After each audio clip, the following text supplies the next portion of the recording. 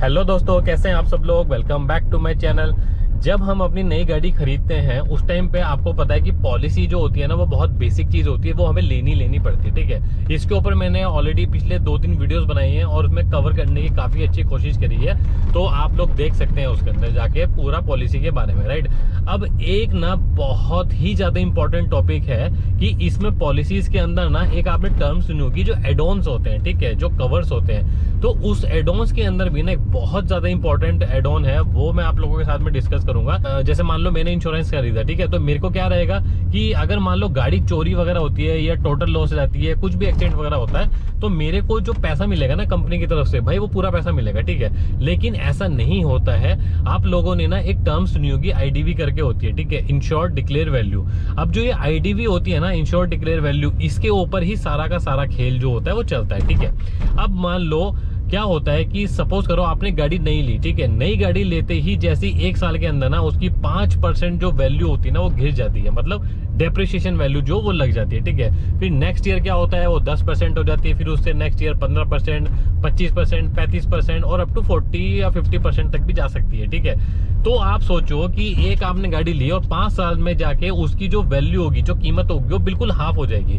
तो ऐसा कैसे हो सकता है कि अगर आपकी गाड़ी टोटल लॉस पे जाए, एक्सीडेंट वगैरह हो या चोरी हो जाए, तो आपको पूरा पैसा मिलेगा? ऐसा नहीं होता है। आईडीवी क्या होती है कि जैसे मैंने आपको बताया डेप्रिसिएशन लगता है, इसके ऊपर जो इंश्योरेंस कंपनी होती है ना वो आईडीवी वैल्यू लगाती है और उस आईडीवी के ऊपर ही आपको प्रीमियम देना पड़ता है। और या अगर इनमें से कुछ भी दुर्घटना वगैरह हो जाती है ना, तो उस आईडीवी वैल्यू के ऊपर ही आपको पैसा मिलता है। ठीक है, तो सोचो कि जो कंपनी की आपकी जो ऑन रोड आपकी प्राइस आई थी, मान लो मैंने आज गाड़ी खरीदी, ठीक है, और वो मेरे को 6.5 लाख के आसपास की गाड़ी पड़ी, ठीक है, ऑन रोड प्राइस, और अगले साल जो कंपनी ने आईडीवी लगाई उसमें 5% डेप्रिसिएशन करके जो वैल्यू आएगी, वो आईडीवी पे आपको जो होगा कंपनी पैसा देगी अगर कुछ भी इस तरीके का नुकसान होता है। सोचो, तो आईडीवी और आपका जो ऑन रोड प्राइस है उसके बीच का जो गैप है वो कौन पे करेगा? वो तो आपकी जेब से नुकसान जाएगा। तो सोचो अगर गाड़ी इस तरीके से नुकसान होती है और 3-4 साल गुजर जाते हैं, 4 साल बाद अगर ये किस्सा होता है, अगर ऐसा कुछ भी होता है, तो सोचो हर साल जब मैंने आपको डेप्रिसिएशन वैल्यू लगा के बताया तो गाड़ी की कीमत बिल्कुल हाफ हो जाएगी। तो जो 6.5 लाख की थी वो अराउंड आपकी कम से कम आप मान के चलो 2.25 या 3 लाख के आसपास उसकी वैल्यू होगी। तो 2.25 या 3 लाख के आसपास आपको पैसा मिलेगा। राइट, और वो भी तब जो कॉम्प्रिहेंसिव पॉलिसी होगी।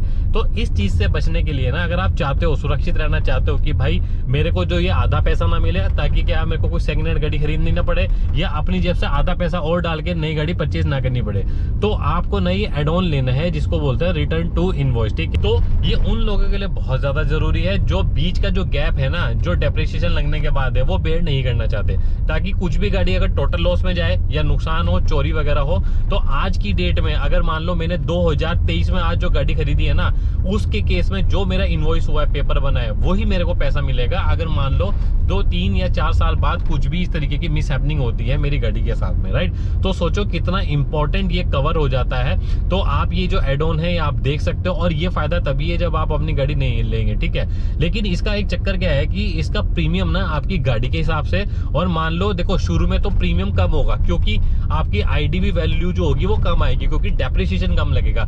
जैसे जैसे गाड़ी पुरानी होती चली जाएगी डेप्रिसिएशन बढ़ता चला जाएगा, जो मैंने आपको बताया 5, 10, 15, 25, 35 और 40% के हिसाब से। तो उसके हिसाब से फिर आपका प्रीमियम भी बढ़ता चलेगा। अब ये डिपेंड भी करता है आपकी इंश्योरेंस कंपनी कैसी है, वो आपको ये एड ऑन दे रही है या नहीं दे रही है। मैक्सिमम कंपनी स्टार्टिंग के जो ईयर्स होती है उसमें दे देती है और फायदा भी तभी होता है। ठीक है, तो होप ये वीडियो आप लोगों को कुछ इन्फॉर्मेटिव लगी होगी। अगर आप लोगों को वीडियो पसंद आई है या कुछ भी आपकी क्वेरी है तो आप मेरे को कमेंट सेक्शन में पूछ सकते हैं। अगर आप लोगों को वीडियो पसंद आई है तो प्लीज वीडियो को एक लाइक, शेयर, चैनल को सब्सक्राइब आप जरूर कर देना। Thank you so much. जय हिंद।